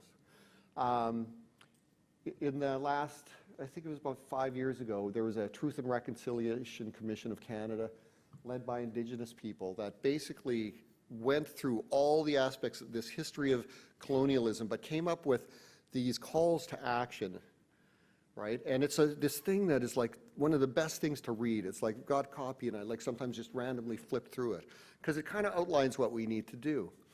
And and so in Canada we're grappling with how to do that well, right? So our own growth and thinking about this work is starts with the Indigenous people are overrepresented in the homeless population. We have to do a better job of providing services, right? So that's our first aha moment. Then it's like, well, actually, Indigenous people should be leading this work and owning it and be funded to do the work rather than funding going to white-led organizations to do the work. So that's the second thing. The third phase, which in our thinking is that, wow, when we see what's going on with Indigenous-led solutions, Indigenous ways of knowing should influence how we deal with all homelessness, right? That there are ideas there and ways of thinking and philosophical positions that should underlie all of our work. Now, in saying this, I would not in any way want to give you the impression that in Canada we've moved really far in this direction. We haven't at all. But it's on the radar, something we have to deal with. And that's where an opportunity between Canada and Australia to kind of share knowledge and practice and engage Indigenous people in the work is really important. So around homelessness, here we go. Still have time. Canadian response. So I mentioned in 2013, the Government of Canada renewed the homelessness partnering strategy and prioritized housing first, requiring communities to spend, the 10 largest communities to spend 70% of their federal dollars on housing first. So that was all good, except for one thing. They reduced the annual expenditures to the communities. So they had to take it out of existing services. They had to gut existing programs to pay for Housing First, which led to a lot of resentment on the ground in the communities, right? It was like, oh, Housing First is a bad thing because we had this really great program and it got canceled. Our youth programs get canceled, right? Because we're focusing on chronically homeless, and it's hard to be chronically homeless for 20 years when you're 16, you know, this kind of thing. So it was a good idea, but it was underfunded, and in a sense was a setup to fail. Now, reaching home, actually that year as well, it was 2018 they announced it and detailed it out, or is it 2019? Okay, this year, it's been a long year. Okay, year by year. So 2.2 billion, that's not million, 2.2 billion 10-year investment in national homelessness strategy. That's more than doubling the previous commitment. So it was injecting a lot of new dollars into it.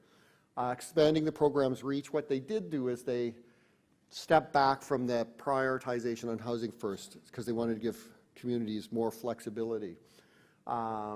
There's going to be additional investment on Indigenous homelessness, but they're doing this in a way, again, not just saying, here's money, go at it. They're engaging Indigenous people in how to design that program. Here are the mandatory community level outcomes. This is where things get exciting. So yes, a reduction in chronic homelessness by 50% by 2028, because that mission focus is really strong in Canada. It comes from the United States as well. But these other ones are important. New inflows into homelessness are reduced. So prevention, first time at a federal level they're talking about prevention. Returns to homelessness reduced. More prevention. Focus on specific populations. So all of this has been positive. Now, they've focused a lot of their energies on that first one because they aren't quite sure what to do about prevention. So that's why we're here. We're coming to get all your ideas. So what does that shift to prevention mean, and do we need it? Like, this is the reason we start with this question, because as I said, in Canada, there's this huge resistance to prevention, right? So the main advocacy organizations are like, well, yeah, prevention, we'll get around to that once we've housed all the chronically homeless people. Or we'll focus on youth homelessness once we've housed all the chronically homeless people. Just be patient, right? And so there's been not a lot of appetite, and all of a sudden evidence matters in this prevention space. It's like, well, the evidence for prevention isn't great, when in fact the evidence base for most of what we do in the world of homelessness isn't great, outside of permanent supportive housing and Housing First, that kind of thing. So people are coming up with excuses constantly. So that's why this federal direction is really important. But it grates against what we call the new orthodoxy, right? Which is what I mentioned before. Plans to end homelessness, which are good things. Housing First, which is excellent. Prioritizing chronically homeless people, which is also good. But I remark that you're allowed to have more than one priority, right? But, you know, this new paradigm here is where Canada's at. And this has been largely imported from the United States, where a lot of powerful organizations in Canada only want to look at the United States. They don't want to look at Australia or Europe, you know, that kind of thing. So, but there's a problem here. So this is data from the United States from 2007 to 2017. That's from their point-in-time count data. That's an 11-year period. There was a decline of about 14.4%. The decline of chronic homelessness is even greater. So that magic formula is having some impact. What also had a huge impact, and you can see here, where things really dip down, is a massive investment by the federal government in the US on veteran homelessness. Now, there are organizations in the community that are taking credit for the decline, but it's actually bag loads of dollars into Veterans Affairs, with the order that Veterans Affairs reorganize how they address and support veterans who are homeless. So that was good policy direction.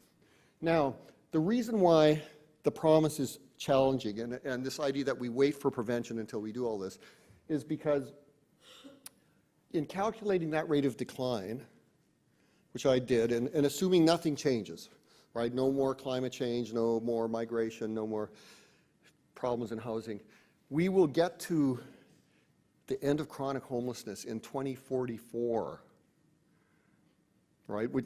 I'm going to be in my 50s by then. So we can't wait. We will never, ever solve homelessness unless we focus on prevention and unless we do a real deep dive on youth homelessness, which is the pathway in. That, it's like if you have a burst pipe in your basement, right? First thing you're going to do is get your hands out there and like scoop the water out, and then you think that's no good. You get the buckets, and then you get smart, and it's like, let's go to Canadian Tire and buy a pump, and you get the pump going, and it's like, yep, draining that water. But at some point, you know what you got to do? You got to fix the pipe, right? And so that's where we're stuck in Canada. So what we need to do is move from something that looks like this to this, a rebalanced intervention. And so part of our work in Canada has been to create definitions around what homelessness prevention is and what it looks like. So we've released several documents. The second one here is on youth homelessness, because as Melanie says, and you'll probably say tomorrow, okay, I'm not going to say it this way. It's like, don't be taking my lines. Okay. And so, the definition of prevention for us is important. It has to focus on stopping people from coming into a state of homelessness, right? Early intervention and structural prevention, these kind of things. And ensuring that if people exit homelessness, they don't become homeless again. So prevention isn't what happens while a person is in a state of homelessness, because you're not preventing anything if they're homeless, okay? So that's important. So we created this typology, and I'm going to try and go through quickly. What time is question period? I have 10 more minutes? 10 minutes more? Okay, good. Okay, so, this typology is to help us organize what we can do and who is responsible, because one of the challenges in dealing with homelessness is that we often put the onus of the solution on the sector, and that's an unfair thing, right? We have other public systems that are contributing to homelessness and need to be part of the solution. So structural prevention refers to legislation, policy, and investment that builds assets and increases social inclusion and equality. So the question around income in the context of AI, building affordable rental housing, building social housing, addressing racism, addressing homophobia and transphobia, all of these things are important work to address homelessness. None of them are the responsibility of the homelessness sector. The second is systems prevention, so addressing those institutional and systems failures that contribute to homelessness. And we know well what these things are. So for young people, for instance, young people leaving child protection. In Canada, 0.3% of all young people have involvement with child protection. Amongst homeless youth, it's 58%. So people are transitioning from care and falling into homelessness. I'm sure it's similar here. People leave corrections and are discharged into homelessness when, in fact, we know from research that if you do that, recidivism goes up, right? So in fact, we're investing in crime production rather than community safety. And we let people leave healthcare institutions and fall into homelessness. Those are all fixable things. Like, we know what's going on there. We can fix that, and it'll be cheaper and better outcomes for people. Early intervention, so policies and practices to support individuals and families at imminent risk of homelessness. And this is in terms of youth homelessness here. And here's where Australia has been for us, like just this place of like, wow, your thinking for decades has been far ahead of us. So, from Youth Reconnect to Geelong, that kind of thing. Shelter diversion, addressing sexual exploitation and trafficking, that's a really tough one that we haven't got figured out, but it's one we need to work on. Evictions prevention, of course, so this program you have, the PRAP, sounds like an evictions prevention kind of program, and we don't do much of that in Canada. It's very spotty here and there, municipality by municipality, but evictions prevention should be a no-brainer, because in Canada, you have to file a notice of eviction. So we actually have a real-time record of everybody. 3 minutes, okay, I'm going to race through. And then finally, enhancing housing stability. So here is where Housing First is but one example. There are other housing models, right? But the focus has to be not just on getting the person housed, throw the key through the mail slot and run away. It's how do we provide supports for people so that they don't become homeless again. So I got 3 minutes, so now I'm going to talk about what the future looks like. And this is the exciting thing that is capturing our attention right now. And this is in the context of this social innovation lab that we're working on. Melanie's going to be talking a lot about this tomorrow. But duty to assist is a rights-based approach, which basically suggests that if we know somebody's at risk of homelessness or has recently become homelessness, what is our obligation to resolve it?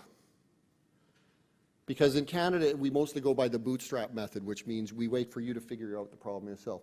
This idea comes from Wales, right? So again, international engagement is important. So the Housing Act of Wales in 2014 laid out this idea that local authorities, in their role, if they become aware of somebody who's homeless or just become homeless or at risk, they have 14 days to offer support.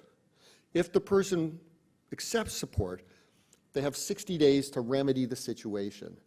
And they've had this big drop in the inflow into homelessness, and we were like, oh my God. This is unbelievable idea. So we decided, like, what would this look like if we pilot it with young people in Canada? What would it look like if we focused on a duty to assist for young people? So, we need to provide the necessary resources and supports to build up to that. We wouldn't be ready to put this into play right now in Canada. But we worked on a model of how this would work, right? So like people, meaningful adults in the person's life would work with young people and offer them support. There would be supports there. We would track and make sure that people get the help that they need. And who's responsible? It would be teachers, instructors, like all the meaningful adults in a young person's life. So in getting ready to do this work, we thought the only way we're going to make the case is if we do a demonstration project on duty to assist. And so we worked with this company called Bridgeable, who do human-centered design work, and to design what would a pilot look like in Hamilton. And so human-centered design is an approach that starts with the person and how they interface with the world around them, including public institutions. And so what we do in this case is pathway mapping. Talk to young people who have experienced homelessness or are at risk or are just in school and figure out, like, what happened when you were couch surfing? Who did you talk to? And so, they would tell their friends, so some friends would know there's problems going on. They might tell a doctor or a nurse. They might tell their friends' parents or neighbors if they're couch surfing, things are going on at home. They might talk to teachers or counselors or relatives or coach or instructor. And so in doing this, right, you realize that in no case did they say, I wanted to talk to a homeless shelter. In no case did they say, I was thinking to myself, where am I going to get access to family mediation support? Right? Like there are systems out there that they don't touch or even imagine are there. And most certainly they don't think the homelessness sector. Right, so in a human-centered design world, we have to identify where are the touch points here. And what we landed on for our next step is to focus on teachers or counselors, because every young person who's homeless was in school once, right? And I don't have to explain this to you, again, given your history in Australia of doing really important work in this area. And so we figured out through this design process how this would work. How do we support young people? How do we support teachers, counselors, and other staff? What kind of supports would we need to provide for young people to get them the help they need, and then take a collective impact approach to do this kind of work. And so we're going to go through public system by public system in Hamilton, one at a time. Start with schools, then child protection, then employment services, then the healthcare system, and build out the case law for how to do duty to assist. And if we can do this well, the potential here is incredible. Right? Because we know so well that the experience of homelessness causes such incredible damage if we allow, especially young people, to fall into homelessness for any piece of time. So this is what we think the future is, and we're quite excited about it. So now I think I finished up. There we go.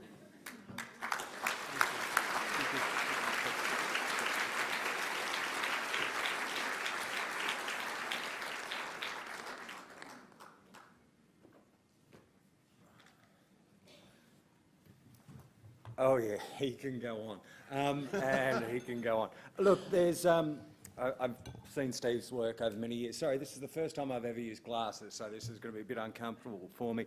I've seen Steve's work and I've seen the Canadian work for a number of years now, Steve's covered a lot of issues. I clearly can't touch on all of those. I'm going to focus on two, which is around prevention and housing first. But I do want to draw your attention to one thing. It's the Chessoir study, if you're interested in housing first. If you're interested in the evaluation of policies and programs, it is well worth looking at. It is quite a stunning example of trying to develop a strong understanding. There's many other great projects in Canada. I also just want to raise one other issue, just a cheeky little issue. When you have a look at Canada, there's 37 million people, and Stephen raised the point, in 2016, on a given night there was 35,000. In Australia, we have about 23,000 people. On a given night, we have 105,000. What's the difference? One of the things that makes the difference is the Canadian standard of occupancy, which we use to define overcrowding and include in our definition. Yet the Canadians don't include that, no other country does. It's an issue this sector is going to have to grapple with, of whether overcrowding is homelessness or whether overcrowding is overcrowding, okay? It's going to have an impact in terms of public credibility and policy responses. Okay, let's talk about prevention. Now, the issue is, I tried to take some notes as Stephen was going through and I've got completely lost along the way, but the most important thing about prevention is context matters, okay?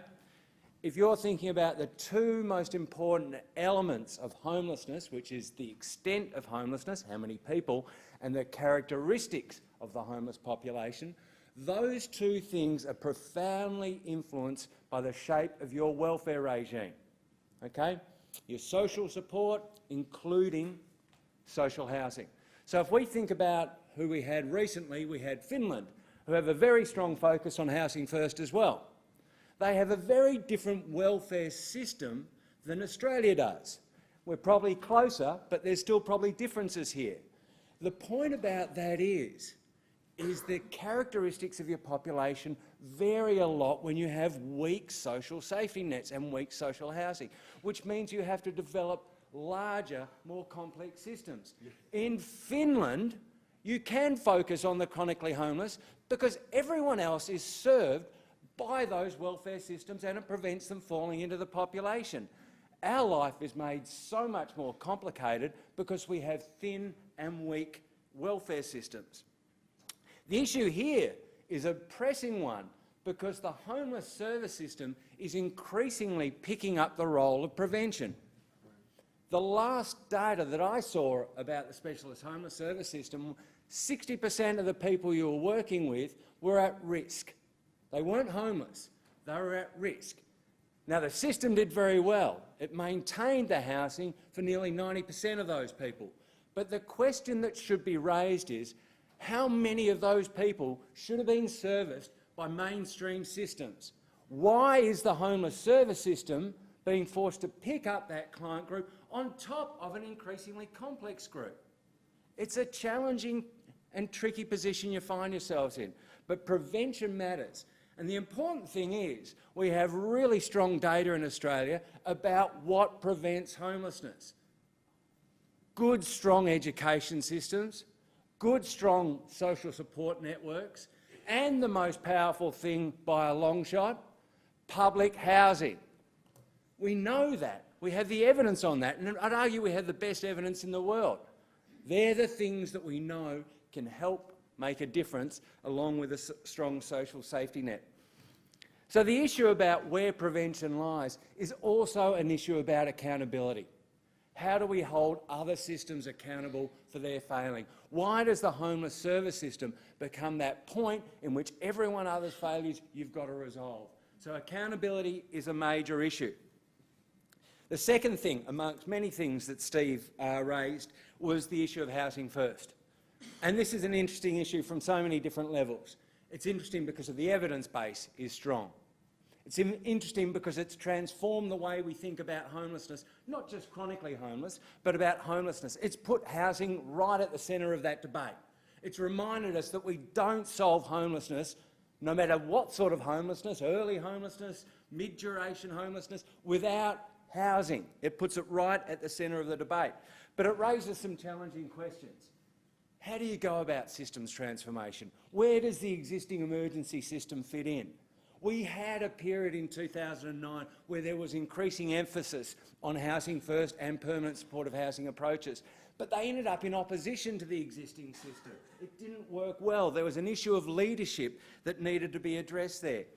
The issue also that we've seen over in the States, I'm not sure if Canada's seen it, is this drift away. Housing first becomes everything. We know of transitional housing providers calling themselves housing first because that's where the money is. It's pretty easy, I'm housing first. What does it actually mean? The term fidelity, which sounds awfully like an academic sort of idea of, oh, you've got to have high fidelity. Fidelity matters. What are the constituent elements of that service? What makes housing first work? The question then is also how does, or does it, and you might be able to answer this, is how does it differ from permanent supportive housing? We're seeing all sorts of ideas thrown around at the moment. We had Common Ground came across a while ago, a number of years. Now I'm hearing everything that's permanent supportive housing is called Common Ground. There's a lot of differences in these models. And it's important when we think of these models targeting that sharp end of the population that we realise there's quite a lot of variation in the chronically homeless population as well. One permanent supportive housing model might work with one cohort in the chronically homeless population. It may not necessarily work with another one. So we've got to be careful and refine our thinking around that. They're the main points. I think Steve's left us with hundreds of other things to think about. The similarities between the two countries are clear. The issue around, in 2009, we developed a homelessness strategy, a federal homeless strategy. There was a great deal of optimism around that. If you go back and look at the historical record on that, it sat on its own. There was no national housing strategy that came alongside that. So when you think about how they first framed homelessness in 2009, it was all about their support needs, nothing about housing. That came later by default, and it trickled out more than anything else. Anyway, that's all I have to say, and I'm sure you have plenty of questions for Steve, and thank you for the presentation, Steve.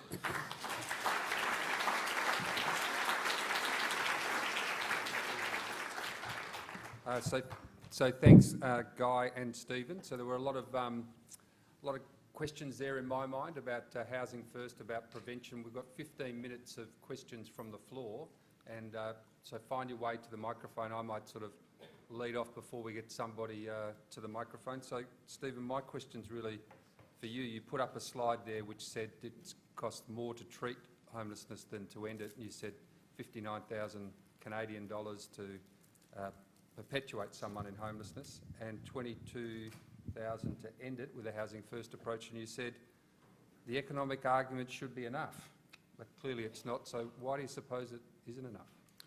It's that system transformation piece, and things get stuck within government and also within the homelessness sector because people are used to doing things a certain way. I think the key challenge to make a transition to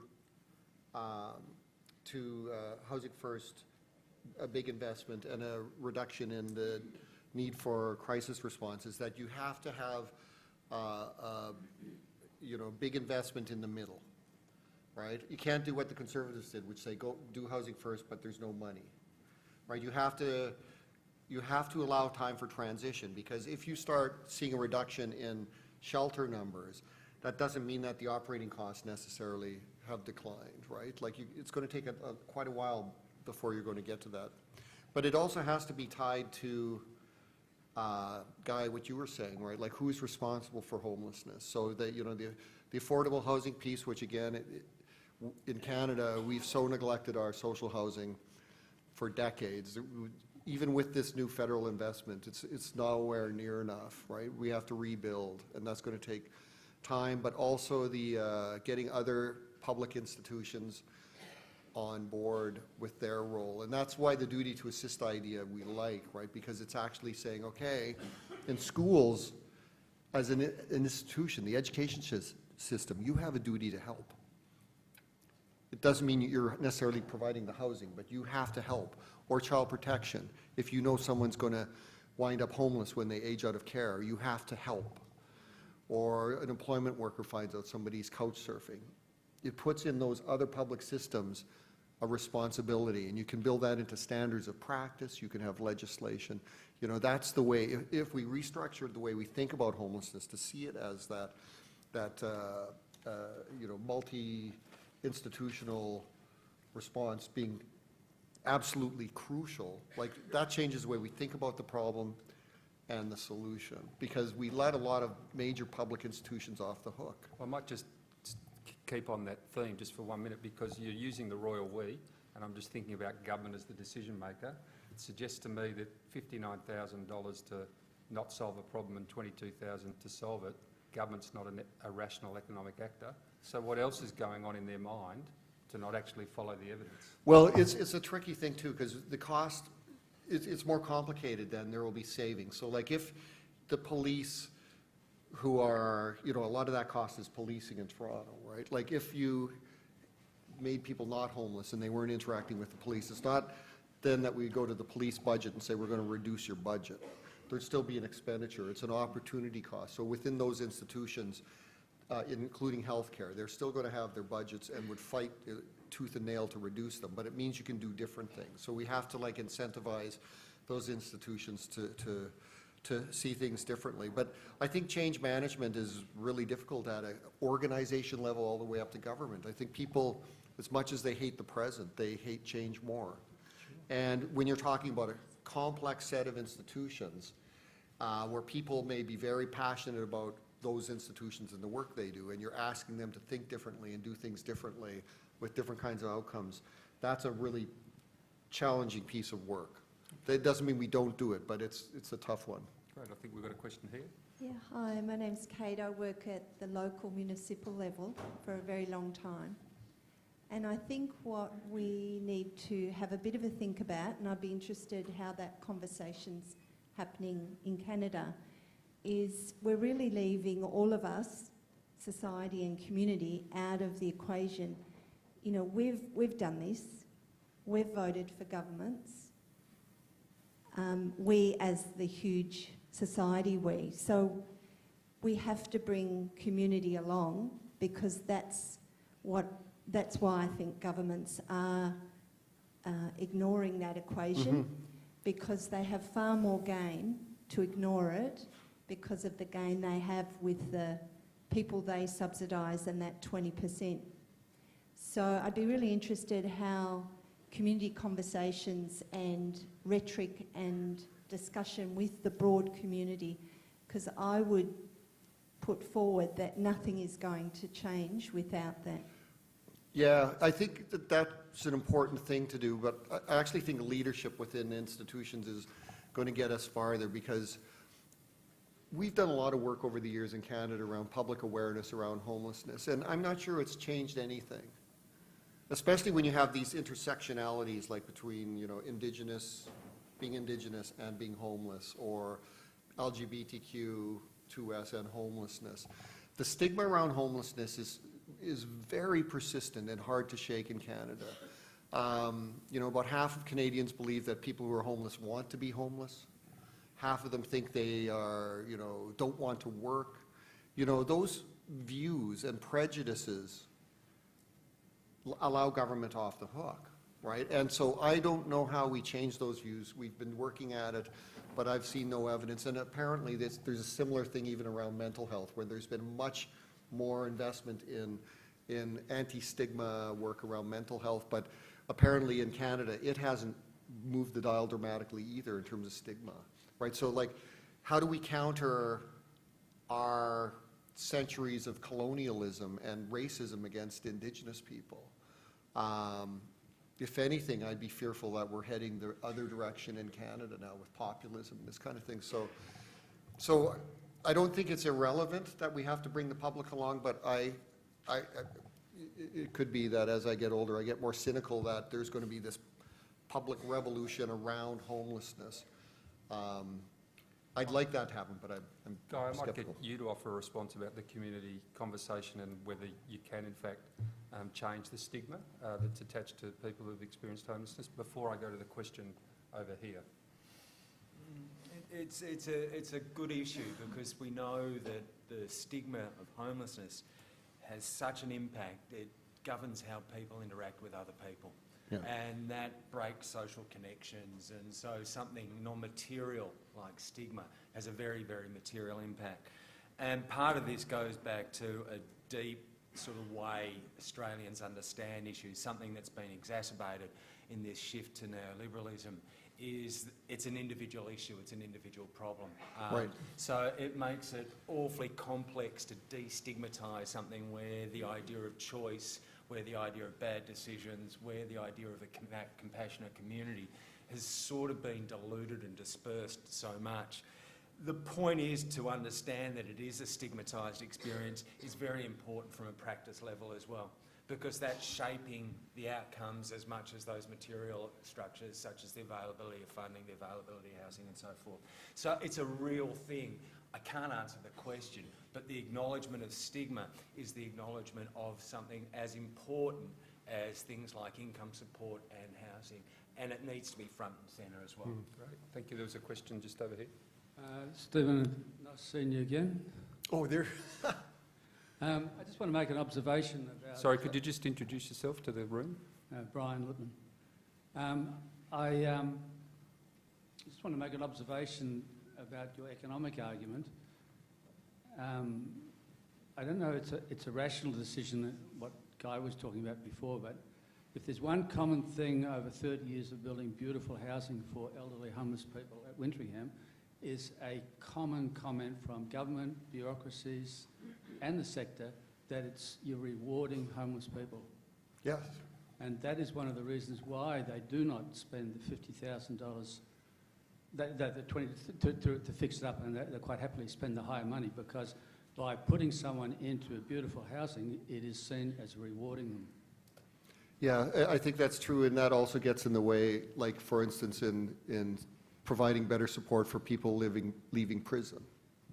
Right? It's like, why should somebody who was in jail get housing when I worked hard for my housing? So those kind of arguments are about who is deserving, and, you know, it comes back to the stigma, like what's the underlying thought about that person that leads you to think that they don't deserve help, right? And it's because we think they're bad people or undeserving people, right? And you're right, like, that's a tough one to overcome.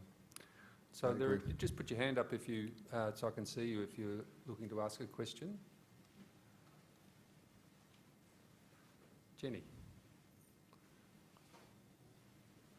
While Jenny's getting the microphone, I'll just have another go at my question was, you mentioned, Stephen, that the rise of neoliberalism and 30 years ago, and really government shouldn't directly invest in housing, not the role of government, and you contrast that with very recent times about housing as a human right, although it's not a justiciable right. It's put the asset on the federal government to have a housing strategy and commit to a plan and presumably to be accountable for it. So you mentioned that some groups in that housing as a human right debate were surprisingly sort of not supporting it. Can you tell us a little bit more about the shift? Does that mean that that sort of shift in that there is now a role for the federal government is going to stick? And what do you think might threaten that commitment in the future? Well, I think the declaring housing as a right and meaning it has all kinds of potential implications that I think make some people in some sectors nervous. So in the social housing sector, some people would be like, oh my God, will this lead to us getting sued? You know, or in government, will this complicate things? So people are thinking ahead in terms of how the enactment of a right to housing might impact the work that they do and what would be the risk. And so there'd be pushback in those kind of ways, which I said it was surprising because more that I think we didn't see that coming. But, you know, what that did is contribute to a watered down version at the end because they couldn't push it as far as they wanted because there were other stakeholders in the space who were pushing back on it. Are you confident that the federal government's sort of legislative role now in housing is going to stick and not sort of be unwound? I'm sadly not confident. But, you know, given the possibilities, like we're seeing in Canada what's happening elsewhere, the rise of populism, you know, extreme partisanship, there's a very real possibility next week we're going to have a Conservative government that's going to come in with a whole range of boutique tax cuts, and go back to the incentives. In the province of Ontario we live in, we have Doug Ford, who, I don't know if you ever heard of Rob Ford, the crack-smoking mayor of Toronto. This is his older brother, because we can't get enough of them, And the irony, in Ontario, we think we're hipster central in Canada, but we're not. So he's come in with like this just hacking away, cut the housing budget by 25%, said rent control is the way we're going to increase the supply of affordable housing. So all these things that are axioms of the right, trickle-down economics, things that are like discredited in terms of research, are very resistant to evidence and to shifts. And so we've seen these kind of shifts happen very rapidly in Canada, where 2 years ago we were very confident, but we don't know what will happen. But okay.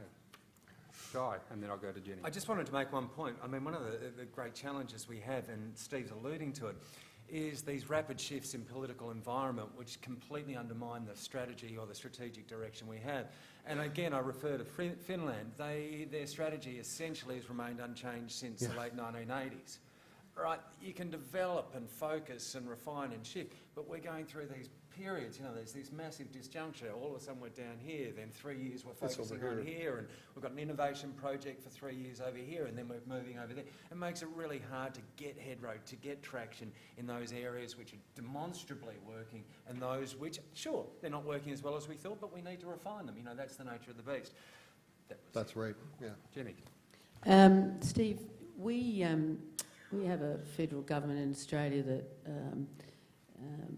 continually talks about the investment, about $1.4 billion, that does all our public housing and all our homelessness services as if it's new money that's just been laid on. So that gives us perhaps a companion cynicism to Canadians. So I thought, could we just unpack the $40 billion, which I think is an election promise, so you might not have it next week. But maybe just understand a little bit of it, about like how many years, how much the provinces are putting in, how much the feds are putting in, how much is new, how much is reworking the old, how much is going to be housing, how much is support, because it's just, That's it's 40 million over 10 years. The amount will be increased over time. The challenge is that they have to have agreements with provinces and territories, right? And the idea is that those provinces and territories will match the federal investment, right? And the agreements have to really stipulate that you have to spend it. It's spending on housing, not supports, right? And so they want the investment to go to build new social housing, but also the backlog of repairs. In City of Toronto, I forget the numbers, like over $2 billion worth of repairs that haven't been made over the last 20 years, right? And so a lot of the money won't create new housing, but it will bring existing social housing that is unlivable back online. So it'll increase the supply without new bills. They also want to get back into the business of cooperative housing, which I don't know if that's something you have in Australia, but it's a great model of housing, mixed housing, that they canceled in the 1990s, like down to zero. And so that's going to be new investment there.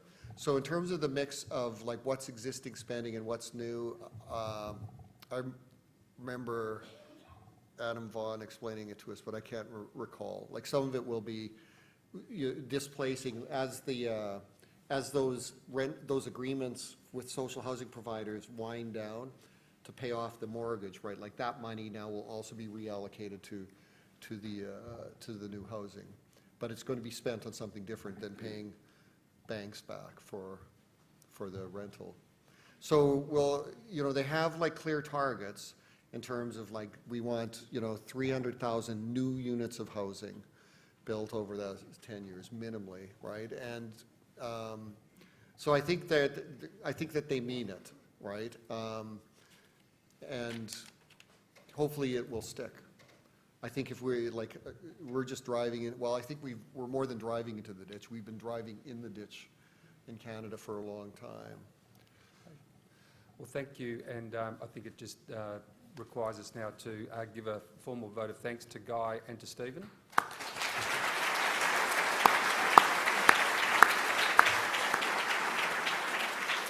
The first voting option in the introductory session was networking, and we've now got morning tea on time for half an hour. And remember, you can tweet using the hashtag VHC2019.